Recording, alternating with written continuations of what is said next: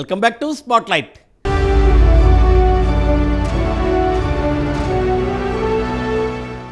Janasena TDP కూటమి history repeat చేస్తుందా?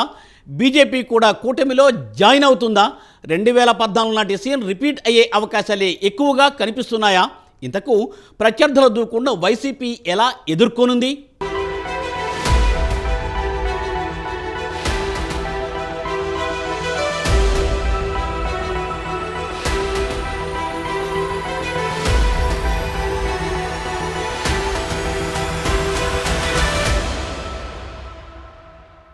ఏపీలో ఎన్నికల రాజకీయం ఆసక్తికరంగా మారుతోంది. సీఎం జగన్ అభ్యర్థుల ఖరారు ప్రక్రియ వేగవంతం చేశారు. తన సంక్షేమమే తనను గెలిపిస్తుందనే ధీమాతో ఉన్నారు. జగన్ ఓటమి లక్ష్యంగా టీడీపీ జనసేన పొత్తుతో బరిలోకి దిగుతున్నాయి. బీజేపీ కలిసి వస్తుందా లేదా అనేది స్పష్టత లేదు. ఇటు షర్మిలపైన ఆశలతో కాంగ్రెస్ ఓటు బ్యాంక్ పెంచుకునే ప్రయత్నాలు చేస్తోంది. మొత్తంగా రాష్ట్రంలో 2009, 2014 తరహా ఎన్నికల వాతావరణం కనిపిస్తోంది. మరి గెలుపెవరిది అన్నది మాత్రం ఆసక్తిగా మారుతోంది.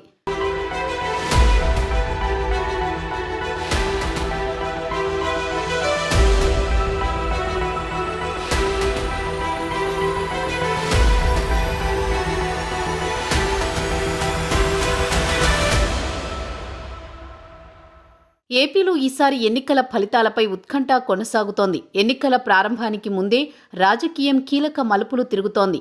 జగన్ గెలుపే లక్ష్యంగా ప్రామాణికంగా సామాజిక సమీకరణాలతో అభ్యర్థులను ఖరారు చేస్తున్నారు. ఇటు టీడీపీ జనసేన పొత్తుతో వెళ్లడం ద్వారా జగన్ పైన గెలుపు ఖాయమని నమ్ముతున్నాయి.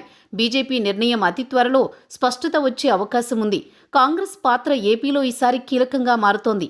దాదాపు టీడీపీ జనసేనలతో బీజేపీ కలుస్తుందనే అభిప్రాయం వినిపిస్తోంది. కూటమిలోకి బీజేపీ వస్తే అటు కాంగ్రెస్ వామపక్షాలు కలిసి బరిలో దిగే అవకాశం ఉంది. జగన్ పొత్తులు లేవని సింగిల్గానే పోటీ చేస్తానని ప్రకటించారు. జగన్ పైన వ్యతిరేకత పెరిగిందని, తమ రెండు పార్టీల విజయం ఖాయమని చంద్రబాబు, పవన్ ధీమాగా ఉన్నారు. అయితే ఇప్పుడు షర్మిల కాంగ్రెస్లో ఎంట్రీ ద్వారా జగన్కు నష్టం జరుగుతుందనేది ప్రత్యర్థుల అంచనా. కానీ షర్మిల ఎంట్రీతో జగన్ వ్యతిరేక ఓటు చీలుతుందనే వాదన తెరపైకి వచ్చింది. ఇదే సమయంలో ఏపీ ఫలితాలపై వరుసగా వెల్లడవుతున్న పలు సంస్థల సర్వేలు సైతం వైసీపీకి భారీ షాక్ తప్పదని చెబుతున్నాయి.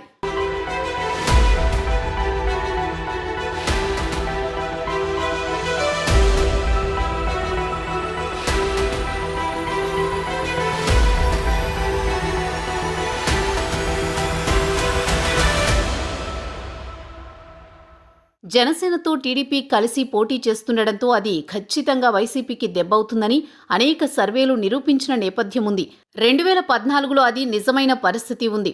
అందుకే వైసీపీలో ఇప్పుడు పెద్ద ఎత్తున రాజకీయ అలజడి రేగుతోంది. నిజానికి రాజకీయాల్లో పొత్తులు సాధారణమైనవి. అవి తప్పు కూడా కాదు.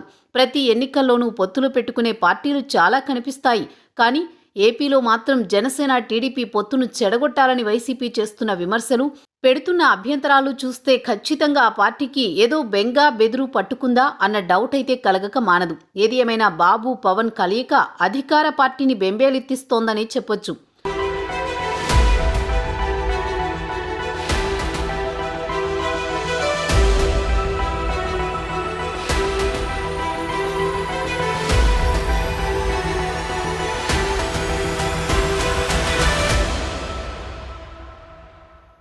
జనసేన టీడీపీ పొత్తుతో కోస్తాలోనే కాదు వైసీపీ బలంగా ఉన్న రాయలసీమలో సైతం జగన్కు షాక్ కొట్టడం ఖాయమంటున్నారు పరిశీలకులు.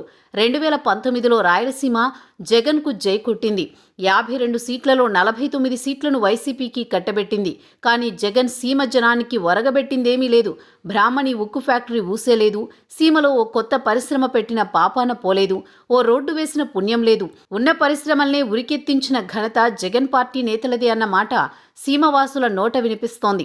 ఇలాంటి తరుణంలో టీడీపీ జనసేనల పొత్తు వైసీపీ కోటల్ని బద్దలు కొట్టనుందా అన్న చర్చ మొదలైంది. 2019కి ముందు ఉన్న పరిస్థితి ప్రస్తుతం లేదు. సీమలో సమీకరణాలు మారబోతున్నాయి.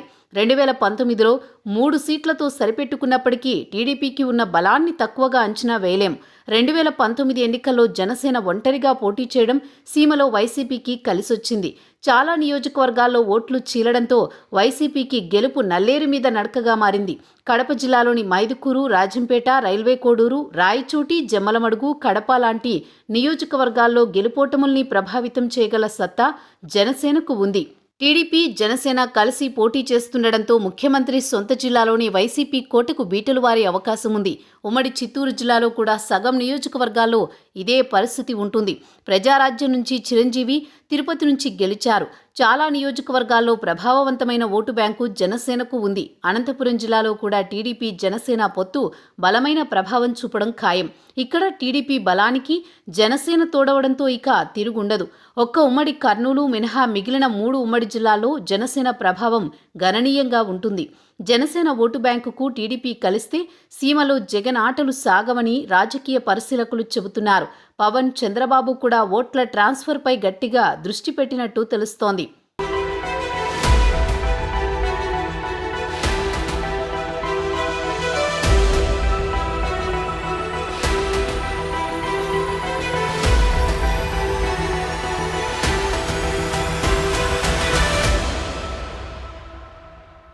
వైసీపీని మరోసారి గెలిపిస్తే ఏపీని కాపాడలేమన్న స్లోగన్తో పవన్ ముందుకెళుతున్నారు. ప్రతిపక్షాలను ఇబ్బంది పెట్టడం, వ్యక్తిగత విమర్శలు చేయడం లాంటి వాటితో జన సైనికులు, టీడీపీ శ్రేణులు వైసీపీపై ఆగ్రహంగా ఉన్నాయి. వైసీపీ అధికారంలోకి వచ్చిన నాటి నుంచి టీడీపీ ఎంతగా ఇబ్బంది పడుతుందో చూస్తూనే ఉన్నాం. రాష్ట్రంలోని అనేక చోట్ల టీడీపీ నేతలపై, కార్యకర్తలపై దాడులు జరుగుతున్నాయి. అంతేకాదు చాలామంది ప్రాణాలు సైతం కోల్పోయారు. మళ్లీ అధికారంలోకి వస్తే జనసేన టీడీపీలను మరింతగా ఇబ్బంది పెట్టడం ఖాయం.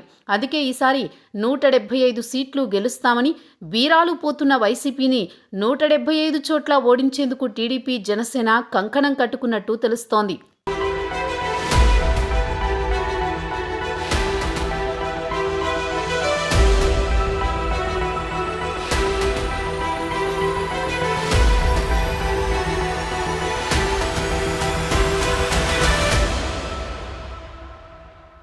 పవన్ పవర్ గురించి ప్రత్యేకంగా చెప్పనక్కర్లేదు. 2019 ఎన్నికల్లో పెద్దగా సీట్లు గెలవకపోయినా చాలా నియోజకవర్గాల్లో గెలుపోటములను ప్రభావితం చేశారు జనసేనాని. ఇప్పుడు వరుస పోరాటాలతో వైసీపీ ప్రజా వ్యతిరేక కార్యక్రమాలను చీల్చి చెండాడుతున్నారు పవన్. తప్పకుండా వచ్చే ఎన్నికల్లో వైసీపీని గద్దెదించుతామని పలుమార్లు హెచ్చరించారు.